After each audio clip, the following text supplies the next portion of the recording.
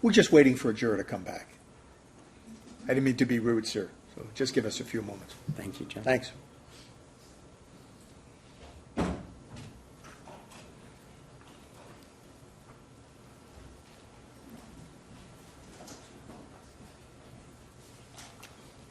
Alternate one has returned. I don't want to keep secrets from you, alternate number one. I told the other jurors that lunch is here. All right. Mr. Phillips can be sworn, Mrs. Benson. Mr. Phillips, will you please rise and raise your right hand?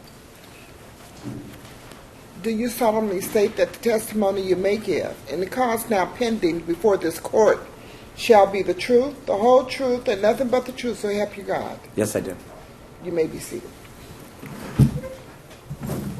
Please state your name for the record. Spell your first and last names. Brandon Keith Phillips.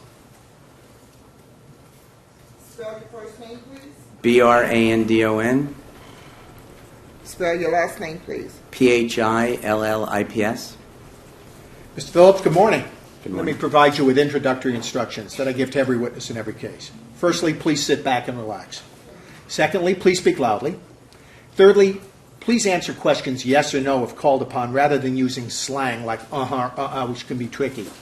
And lastly, please wait until you hear an entire question before you even start to respond.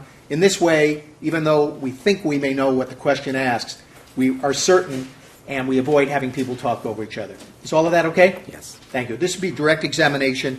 Mr. Chernoff. Thank you, Judge. You're welcome. Mr. Phillips, Yes. good morning. Good. Mr.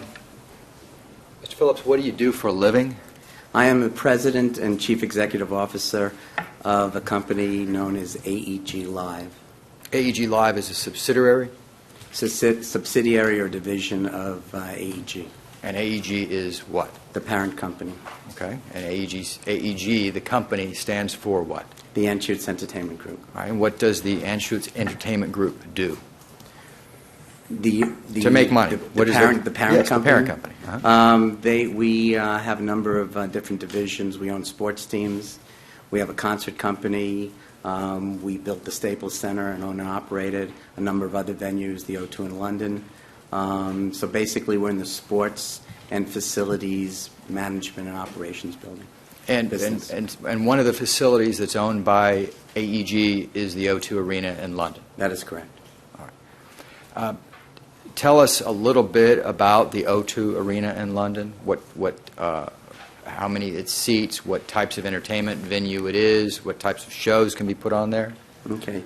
It is an arena similar in size to Staples Center in Los Angeles, meaning it'll hold anywhere from 15,000 to, well, it can be cut down to even as low as 8,000 people. But it'll go from 8,000 to 16,500. 17,000 people, depending on the size of the production of the event that would be in there.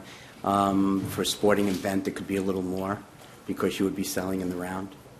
All right, and under those circumstances, you push it up to about 25,000? No, it's not that big. How big? I think max capacity in that building is probably around 19 or 20. How long has AEG owned or owned the O2 Arena? To the best of my recollection, we opened it in 2005 or 2006. All right. And when you say opened it, it was built during that period? It was built prior to that. All right. Mm-hmm. Now let's talk about your involvement with you said you were chief CEO of AEG Live. Correct. And that is a subsidiary of AEG.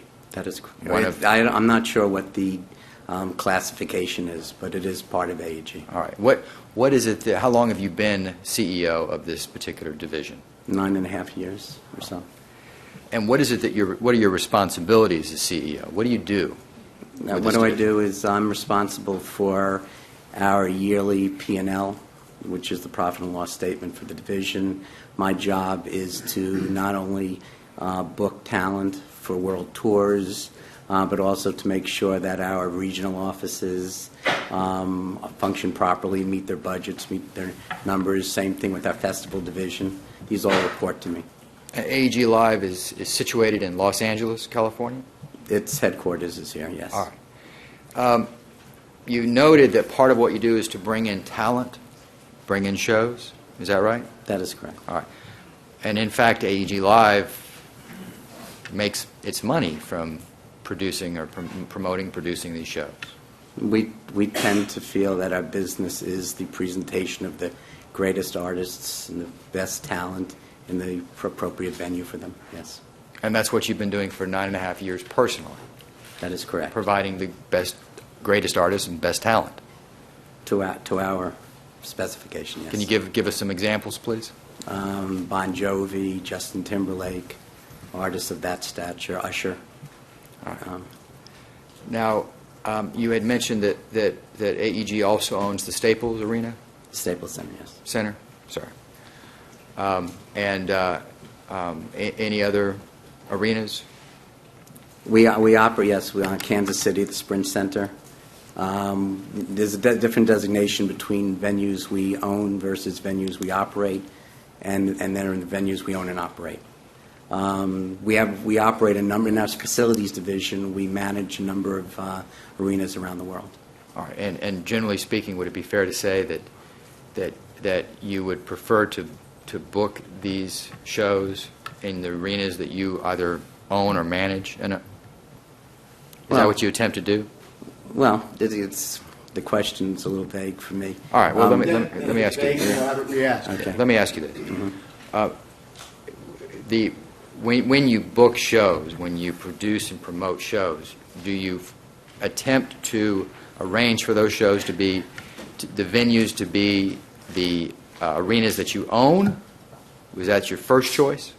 Well, we couldn't do a tour just in venues that we own or operate, so we tend to play the appropriate venue when we're booking a tour. If it happens to be one of our venues, which in London it would be because the O2 is the preeminent venue in London, just as the Sprint Center is in Kansas City and Staples Center is in Los Angeles, if you're going to play indoors, yes, we would. I mean, but we do shows in many third-party venues all around the world that we don't own, don't operate. And as I understand what your testimony is, many of these shows are world tours. That is correct. Right? Now, there are some shows that you promote and produce that are in one venue only. Is that right? Correct. Mostly in Las Vegas. Las Vegas. And did you have any? What about the O2 Arena? Is that one of the arenas that you have that you often book for a series of shows? Well, London is probably the greatest concert market in the world, bigger than both New York and Toronto combined. So when we go to London, generally an artist, if they're very hot, will end up playing multiple nights at the O2. And examples of that would be what? And when I mean hot, I mean commercially. Of course. What examples of those artists have you promoted in the O2? I want to make sure my people understand my answers. All right. Prince did 21 nights at the O2. Beyonce did 8. Justin Timberlake did 5. Usher did 6. And it goes on and on. But generally, most artists, if they're really hot, it gets magnified in London, where their demand is greater. All right. Now let's go back to AEG Live for a second, about your role there in AEG Live. Prior to working for AEG Live, where did you work? I ran a record company. I was in the record business, called Gasoline Alley, which was a JV with what at the time was MCA Records, is now the Universal Music Group. We had a very successful run in the Gasoline Alley. At the same time, I was a partner in a management company called Phillips Entertainment. Our clients included Prince, Rod Stewart, Simple Minds, artists like that. How long have you? Tony Braxton. How long would you say total you have been in the entertainment industry? Too long. Sorry. I'm probably going on close to 30 years. All right. During your period of time in the entertainment industry, whatever role you had, did you have occasion to work with Michael Jackson? Yes, I did. When did that first occur? To the best of my recollection, my first encounter with Michael was in the mid-'90s. Could have been as early as '93. I'm not 100% sure. But in that case, I actually represented him in the negotiations and the fulfillment of a endorsement deal for a product line with a company called LA Gear. And this was early 90s. So, yes, that's the best of my recollection. And you represented him personally as an agent? More as an agent. I don't know if the word would be agent, but I was a consultant on that deal, reporting to John Branca, who at the time was Michael's attorney. All right. And was your employment as the agent or the consultant, was that through John Branca or was that through Michael Jackson? It was through John Branca. I actually brought the LA Gear deal to them with another endorsement agent named Jay Coleman. After that period of time in the early 90s, did your relationship with Michael Jackson continue? No, after the LA Gear deal, I had lost touch with Michael, and I wasn't in this job, so I wasn't the promoter. I was a manager at the time. All right. When did you next, after the 90s, when did you next come into contact with Michael Jackson from a business or professional, personal standpoint? The next time I saw Michael was in a meeting sometime in 2007. So there was a length of time, 15 years perhaps, before you came into contact with Michael Jackson again. It could be 15, it could be a little less. And in 2007, you were already the CEO of AEG Live. That is correct. How did you come into contact with Michael Jackson in 2007? How did that come about? One of my executives received a call from an attorney who was representing Michael at the time named Peter Lopez, and they had arranged a meeting in Las Vegas. To your knowledge, prior to 2007, had AEG done any business with Michael Jackson, promoted any concerts for Michael Jackson? Not to my knowledge, no. All right. You, one of the individuals that works for AEG Live is Paul Gongaware? That is correct. And in 2007, was Paul Gongaware an employee with AEG Live? Yes, he was. Right. Were you familiar with any relationship that Paul Gongaware had with Michael Jackson? Yes. Okay. And what was that relationship? Paul was hired, this is prior to he and his partner selling their company to AEG. This was before I became the CEO. He was hired to take over Michael had a world tour that Paul actually went in and took over the management of. And this was... I believe it was 1996 or 97. The communication, though, in 2007 was made to you directly or Paul Gongaware? I believe it was made from Peter Lopez to John Maeglin, who is Paul Gongaware's co-CEO at our touring division. And then you were notified? Correct. Now, Peter Lopez made these... Would you characterize the communication from Peter Lopez to be feelers?